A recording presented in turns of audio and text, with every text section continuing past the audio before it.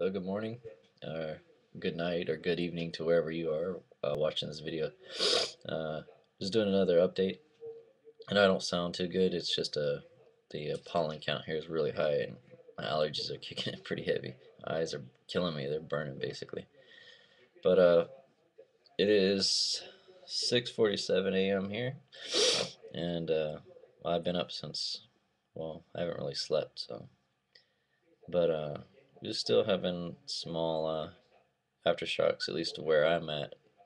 They're still felt, but to me they're small. But they're anywhere between maybe a one on on the Richter scale all the way up to seven now. There was one reported it being at seven last night. But what's going on so far is their their death toll count. I remember on Friday they were saying that 14 people were found dead, and then like 26 others were injured. And then I'm thinking to myself, well, obviously that's a preliminary count, and you don't really know until after. You won't really know what a final count is of how many people are dead until actually everything's been cleaned up, and because there's still people going to be in the rubble. You're not gonna know right off the bat. Oh, there's 14 people right after an earthquake. That's kind of strange to me. Um, but like this morning, uh, or all day yesterday, the count kept increasing, increasing, increasing. 200 to 300 bodies found by the police here, um, and then this morning they're saying that 600 bodies and 600 dead people confirmed, and another 500 or so, um, or 400 and so. I could be getting my numbers mixed up, but at least by what I'm reading on their site, they're saying that the death toll may exceed 1,000. Well, in my opinion, if you look at those flood videos of the tsunami going through, I've seen a lot of videos where they're still pulling people out of the houses in that area where the tsunami had hit. So in my mind, it's a lot of the older people that aren't they are basically not listening, or they can't hear, or they have no means to get out, or they just don't have enough time. It's a lot of people in a small condensed area, especially where they're saying that the tsunami uh, had hit. There's over a million. The population was over a million. So I don't think you're gonna evacuate a million people in less than 20 minutes after an earthquake. You see what I'm saying? It's almost impossible.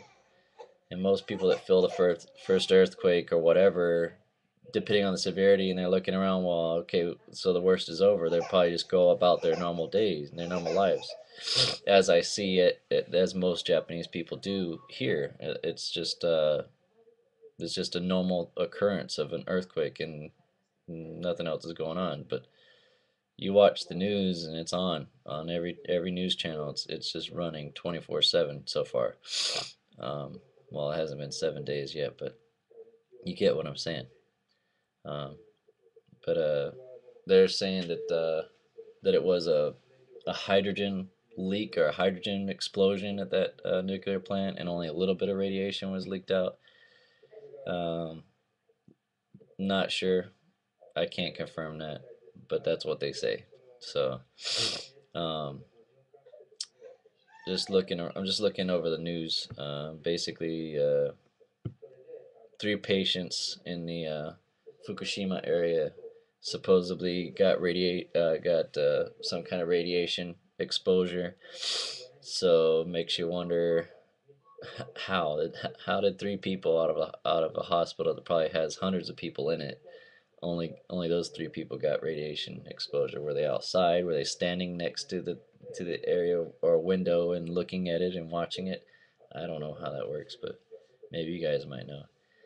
The prime minister says that he's going to provide water and food and anything that he can to help out the people there. But I don't think it's nearly enough. That's just my opinion, but everybody's entitled to their own opinion. But just looking at the devastation over there, there's no way that I mean, these people are like freezing their butt off. It's cold up there. Um, it's kind of like going up to Maine, in the U.S. It's really cold up there, and these areas up here are pretty freaking cold. It's snowing in some areas even right now. So, but back to the death toll count.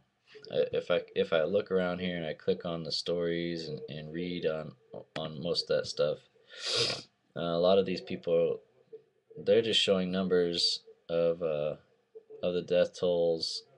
Almost every site that I'm looking at on the Japanese sites, they're saying that it may exceed 1,000. I think it's going to be a lot more than 1,000. Once this is over, said and done with, I think it's way over. At least 2 or 3,000 at the minimum. The only reason why I say that is like what I said earlier is you watch the videos, you see them they're evacuating people out of houses that are still standing in those areas where the tsunami hit. You look at these buildings, they're like wiped out. It's kind of like, I mean, I don't like to say it, but just looking at the images, I remember when I was in Hiroshima.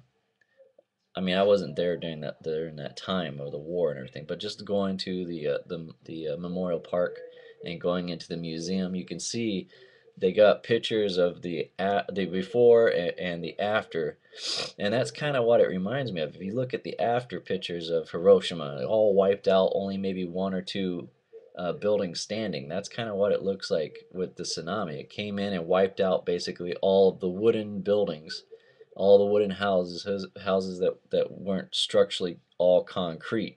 Even those that were kind of concrete were kind of wiped out, just mowed over. Cars rolled around like toys in a bathtub. Um, but I don't know what else to say. It's just the death toll that they're saying is, to me, way too low. I mean, obviously they don't want to scare a lot of people. Okay, so they're saying an additional 400 to 50 bodies were found, so that can make the toll, over more than 1,000. They're saying that 600 have already been confirmed dead. So the U.S.